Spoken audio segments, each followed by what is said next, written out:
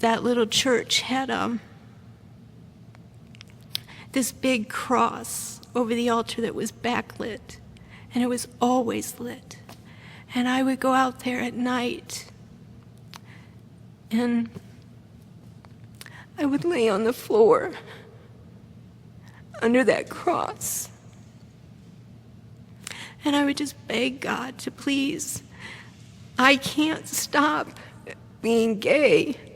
I can't change how I feel. If this is wrong, if this is what you don't want, then you have to change it, because I can't. And nothing ever changed.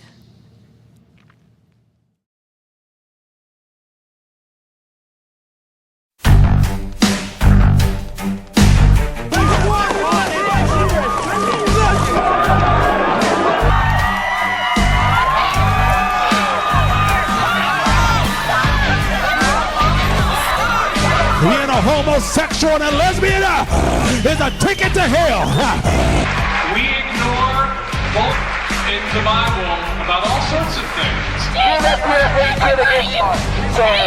He sat with them. You're a stupid motherfucker. Who's judging? Who's a for you to judge me? Wicked and love. I'm a born-again Christian. That's what I am. The second you see your son dropping the limp wrist, you walk over there and crack that wrist. Man up. Give him a good punch. Homosexuality is abnormal. It's against nature. It's shameful. It's vile. It's wicked. It's simply God's fixed determination to punish the wicked in hell for their sins. Because he can.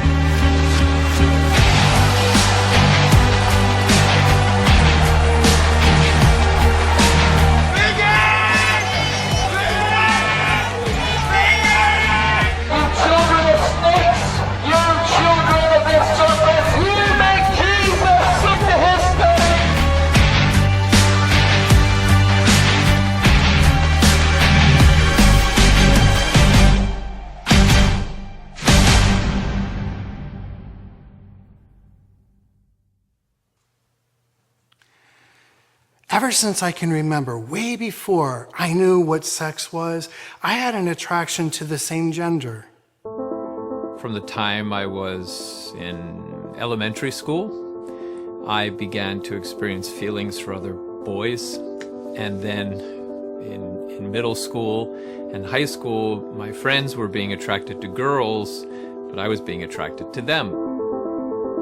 It's not so much that one day I realized, oh my goodness, I'm a lesbian, and then, I thought, okay, well, maybe I'd better get myself a girlfriend. It was that, I had a best friend who, we could finish each other's sentences, we could talk for hours, and then eventually that became a sexualized relationship. When I first figured out that what I was feeling was what people call homosexuality was about 15 years ago, so I was about 14 years old. I remember being like, oh, so I'm what they call gay, and I didn't really know what to do with that, honestly. Even one of my best friend's dad was a psychiatrist, and he told me it was a phase and I would go through it. Somehow I knew this wasn't just a phase, and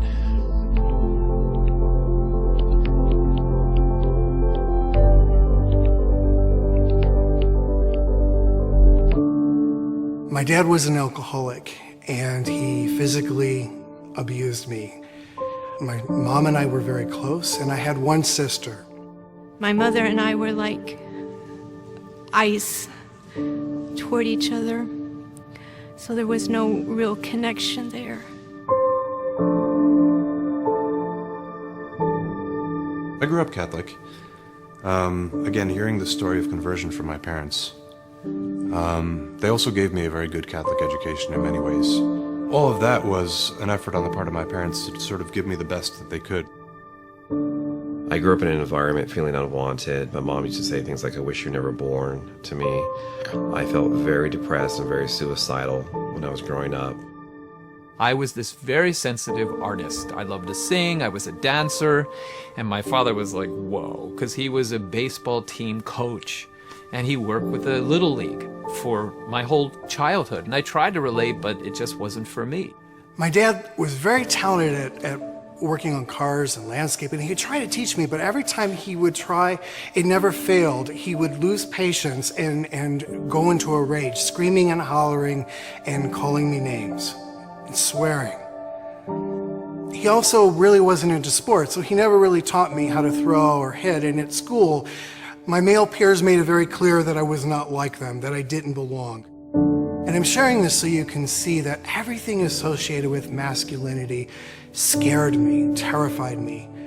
I hated it. And I grew up hating men. I had been molested as a child. And in my mind, men were just vicious brutes who just only wanted one thing from you. And I wanted nothing to do with them.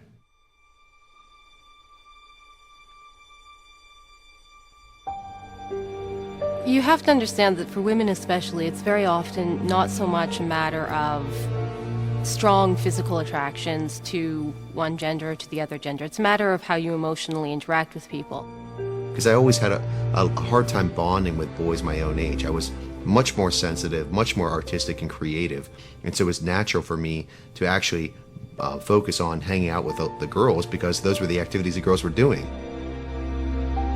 My parents had sent me to a psychologist at around the age of 12 because I guess I used to be somewhat effeminate. And they were worried, like, oh my gosh, he's going to be gay.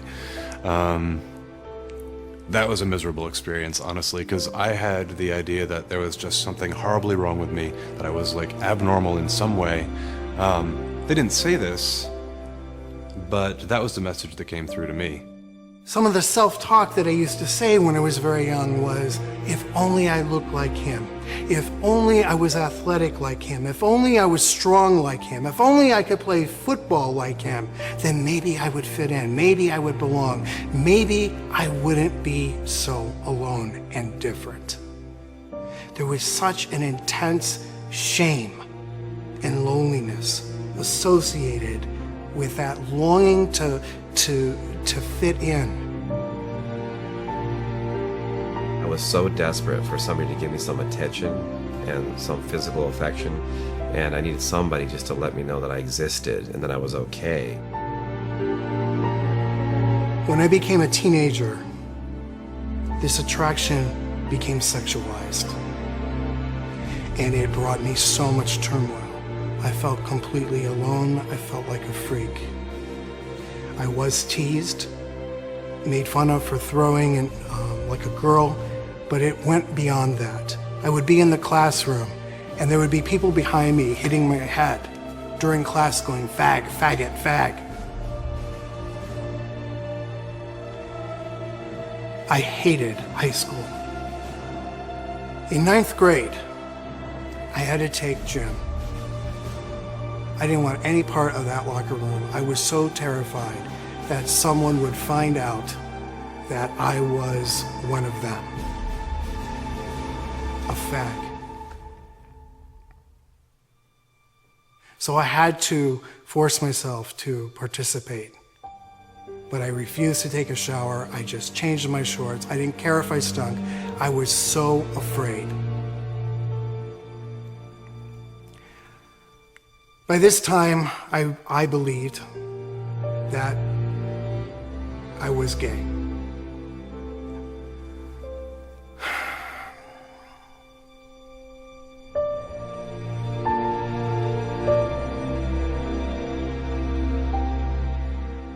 I think the bullying really caused me to go deeper into the sexual acting out because I needed relief. I needed to help find some kind of source to help kill the pain.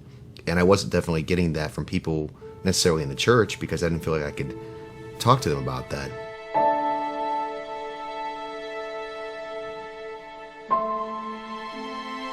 I ended up getting involved in a Pentecostal church, and they told me being gay was wrong. You couldn't be homosexual. And I believed them, and I left the gay lifestyle for 6 or 7 years. But they also told me that I had to be heterosexual. to be okay. And I couldn't do that. I couldn't. From the church, you hear either nothing or that's gross, and from the secular media, you start to feel this embrace, this support, this let's go out and find these people and help them. Wow, like it's no wonder that so many people leave, right? When everything hit me emotionally and I just was falling apart, and I needed a human caring from somewhere. And the only place that I could see at the time that it was going to come from was back in the gay lifestyle. Because with a man, no way, you know, and friends can only be so close. So I ended up falling back into the gay lifestyle. My same-sex attractions were definitely hidden from almost everyone in my life. I really couldn't talk to my family about that. So who would I go to? Well, I would go to the guys that I was having sex with. That was really my only way that I knew to kind of make myself feel better. Not having anybody to talk that through with was extraordinarily lonely. I remember wanting to talk to somebody about this, but being terrified, obviously. Maybe not so obviously. But one of the things I did was to go into a gay chat room online. I couldn't wait till I was 18. Because the moment I would turn 18, I was going to go to my first gay bar, and I did. In fact, it was that very weekend after I turned 18. And I walked into that first gay bar, and it was exhilarating at first. I felt like I finally wasn't alone. There were other people like me. So I left the straight bar and went directly to a gay bar, because at least there I knew that men would accept me, they would understand me, and give me the attention, the affection, the affirmation, and acceptance that I needed.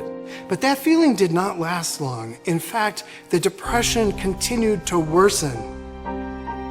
And I turned deeper to alcohol and drugs to numb the pain, as well as sex. I spent 1 or 2 or maybe even 3 years in kind of that spot where there was nobody to talk to about this. And honestly, where just these feelings could grow. And I don't mean just like the sexual feelings. I mean, what to me is more important, this belief that I wasn't acceptable and that there was something terribly wrong with me, and that I had to keep this part of myself secret so nobody could really know me, all this stuff. That really took root. I heard my dad say once, oh, like, I wish they'd just moved to another planet, meaning like the gays. What I do remember is being super lonely, not really having anyone to talk to about that stuff, and finding these men's health magazines. I masturbated a lot to bodybuilding magazines because that was the image, that was the ideal image that I thought a man looked like.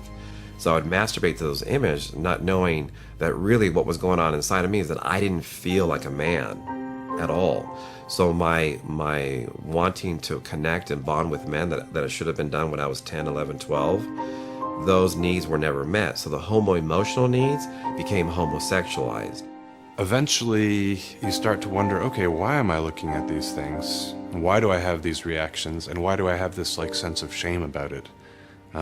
Why is this something secret?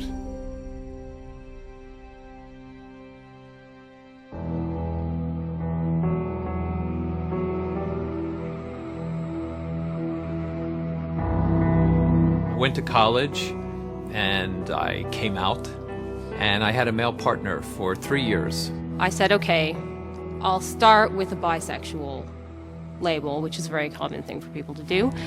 And then I thought, this is silly. I don't actually relate well with men. I should just say lesbian. That's the more honest. I was the president of Gays and Lesbians United in Toledo. I used to write for the gay newsletter. I pretty much ran the gay church.